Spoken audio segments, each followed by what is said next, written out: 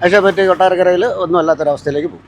ബാലഗോപാൽ നല്ല രീതിയിൽ വിജയിക്കും, നല്ല ഭൂരിപക്ഷം ഉണ്ടാവും എന്നാണ് ഞങ്ങളുടെ അഭിപ്രായം. നമ്മൾ നല്ലൊരു കോൺഗ്രസ്സുകാരനാണ്. ഇപ്പോൾ കമ്മ്യൂണിസ്റ്റുകാരെ കൊണ്ടുവന്ന് കോൺഗ്രസ് വോട്ട് ചെയ്യണമെന്ന് പറഞ്ഞാൽ നമുക്ക് പറ്റത്തില്ല. അന്നിട്ടാൽ നമ്മൾ കരുതു ഇനി അവരെ അനുകൂലിക്കാൻ നമുക്ക് പറ്റത്തില്ല. ഇവിടെ ബാലഗോപാലിനാണ് സാധ്യത. എല്ലാ സുഖ സൗകര്യങ്ങളും ഐഷ പറ്റി അനുഭവിച്ചിട്ടുള്ള ഒരു വ്യക്തിയാണ്.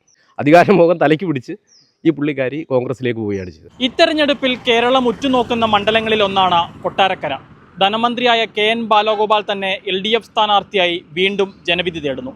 15 വർഷക്കാലത്തോളം LDFിൻ്റെ MLA ആയിരുന്ന ഐഷ പോറ്റി ചുവടുമാറി കോൺഗ്രസിലെത്തുകയും UDF സ്ഥാനാർത്ഥിയായി മത്സരിക്കുകയും ചെയ്യുകയാണ്.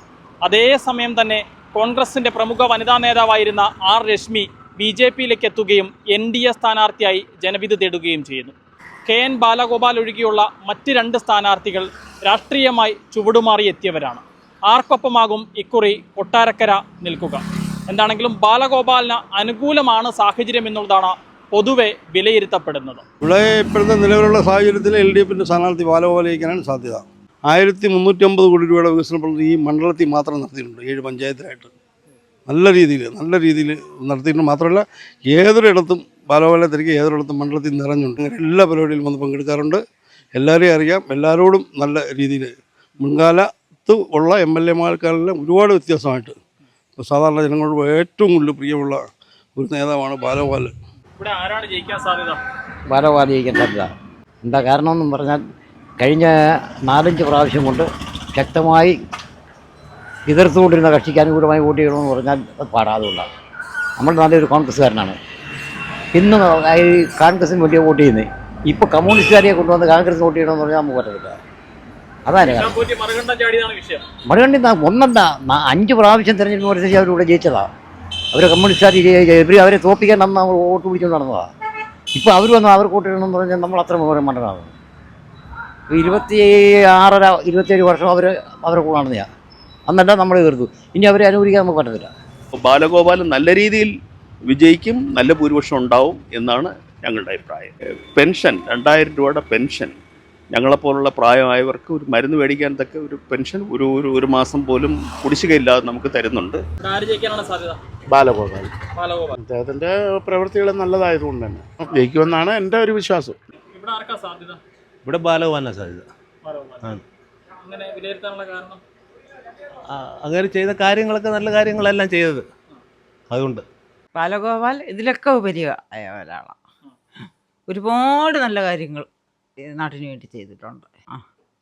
അദ്ദേഹം ജയിക്കുമെന്ന് തോന്നുന്നു. കൊട്ടാരക്കരയെ സംബന്ധിച്ച് കൊട്ടാരക്കര ബാലഗോപാൽ ജയിക്കും. ഏറ്റവും കൂടുതൽ സാധ്യത ബാലഗോപാലാണ്. ഇപ്പോഴത്തെ വികസനത്തെ സംബന്ധിച്ച് നോക്കുമ്പോൾ കൊട്ടാരക്കരയിൽ ബാലഗോപാലാണ് ഏറ്റവും കൂടുതൽ സാധ്യത. അത് ജനങ്ങൾക്ക് നല്ല ബോധ്യമുണ്ട്. ഇല്ല, ഐഷ പറ്റിയെ സംബന്ധിച്ച് ഐഷ പറ്റി 3 വർഷം MLA ആയിരുന്ന ഒരാൾ അധികാരമോഹൻ തന്നെയാണ്. അത് അവർ തന്നെ തുറന്ന് പറഞ്ഞ് സമ്മതിച്ചിട്ടുണ്ട്. അത് കൊട്ടാര ജനങ്ങളെ തിരിച്ചറിഞ്ഞിട്ടുണ്ട്. ഐഷ പറ്റി കൊട്ടാരക്കരയിൽ ഒന്നും അല്ലാത്തൊരവസ്ഥയിലേക്ക് പോകും. ഒപ്പം നിൽക്കും, തീർച്ചയായിട്ടും നിൽക്കും. കൊട്ടാരക്കര മണ്ഡലത്തിൽ നിലവിലത്തെ സാഹചര്യം വെച്ച് KN ബാലഗോപാൽ ജയിക്കാനുള്ള സാധ്യതകളാണ്. എന്ന് വെച്ചാൽ ഒരുപാട് വികസന പ്രവർത്തനങ്ങൾ, റോഡുകളായാലും കൊട്ടാരക്കര ഗവൺമെൻറ് ഹോസ്പിറ്റലിന് ആവശ്യമായിട്ടുള്ള പുതിയ കെട്ടിടം, അതുപോലെ തന്നെ പുതിയ സംവിധാനങ്ങൾ, സ്കാനിംഗ് ഉൾപ്പെടെയുള്ള പുതിയ സംവിധാനങ്ങൾ, ഗവൺമെൻറ് സ്കൂളുകൾ എല്ലാം തന്നെ ഹൈടെക് ആക്കുന്നതിന് വേണ്ടിയിട്ട് വളരെ വലിയ രീതിയിൽ ഇടപെടൽ പുള്ളിയുടെ ഭാഗത്ത് നിന്നുണ്ടായിട്ടുണ്ട്. പിന്നീട് അതുകൂടാതെ ഇപ്പം നമ്മുടെ കിള്ളൂർ ഒരു സിനി പാർക്ക് പുതിയതായിട്ട് വരുന്നുണ്ട്. പിന്നെ അതിൻ്റെ അപ്പുറത്തൊരു മിനി സ്റ്റേഡിയം വരുന്നുണ്ട്. ഒരുപാട് വികസന പ്രവർത്തനങ്ങൾ പുള്ളിയുടെ ഭാഗത്ത് നിന്നുണ്ടായിട്ടുണ്ട്. അത് മാത്രമല്ല ഇപ്പം ഐഷ പറ്റി മുൻകാലങ്ങളിൽ ഇവിടെ 15 വർഷം MLA ആയിരുന്നു. പിന്നെ അതുപോലെ തന്നെ 2.5 വർഷം കൊല്ലം ജില്ലാ പഞ്ചായത്ത് പ്രസിഡൻ്റായിരുന്നു. അധികാരമോഹം തലയ്ക്ക് പിടിച്ച് ഈ പുള്ളിക്കാരി കോൺഗ്രസിലേക്ക് പോവുകയാണ് ചെയ്തത്. എല്ലാ സുഖ സൗകര്യങ്ങളും ഐഷ പറ്റി അനുഭവിച്ചിട്ടുള്ള ഒരു വ്യക്തിയാണ്. അത് ഈ മണ്ഡലത്തിലെ പൊതുജനങ്ങൾക്കാകെ നല്ല കൃത്യമായി അറിയാവുന്ന ഒരു വിഷയമാണ്. അതുകൊണ്ട് ഈ നാട്ടിലെ മുഴുവൻ ജനവിഭാഗങ്ങളും KN ബാലഗോപാലിന് അനുകൂലമായിട്ടുള്ള വോട്ട് ചെയ്യുകയും KN ബാലഗോപാൽ വൻപിച്ച ഭൂരിപക്ഷത്തിൽ, ഒരുപക്ഷേ ഐഷ പറ്റി ഏറ്റവും അവസാനം ജയിക്കുന്നത് ഏതാണ്ട് 47 വോട്ടിൻ്റെ ഭൂരിപക്ഷത്തിലാണ്. അതിനും ഇരട്ടി ഭൂരിപക്ഷത്തിലേക്ക് KN ബാലഗോപാൽ കൊട്ടാരക്കര മണ്ഡലത്തിൽ നിന്നും തിരഞ്ഞെടുക്കാൻ സാധ്യതയുണ്ട്. ഇവിടെ ആര് ജയിക്കാനാണ് സാധ്യത?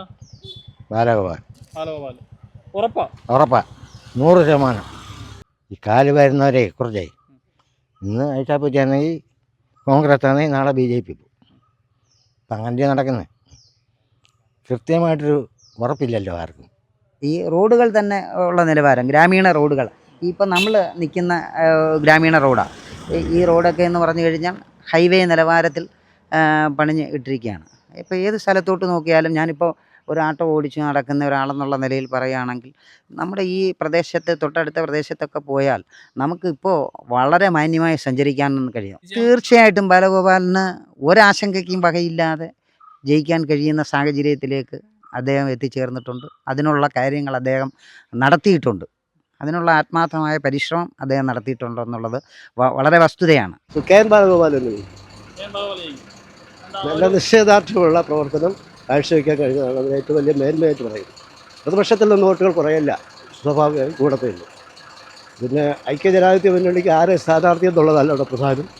വീണ്ടും ബാലഗോപാലൻ മാറണമെന്ന് ആഗ്രഹിക്കുന്ന വലിയ ജനത കൊട്ടാരക്കരയെ സംബന്ധിച്ചിടത്തോളം മറ്റ് സ്ഥലങ്ങളെക്കുറിച്ച് നമുക്കറിയാം. ഞാൻ കൊട്ടാരക്കരയിലെ എല്ലാ ഫീൽഡിലും വർക്ക് ചെയ്യുന്ന ഒരാളാണ്. അതുകൊണ്ട് തന്നെ എനിക്കറിയാം ബാലഗോപാലിൻ്റെ നിശ്ചയദാർഢ്യമുള്ള പ്രവർത്തനമാണ് അതിന് മുൻപലായിട്ട് കാണുന്നത്.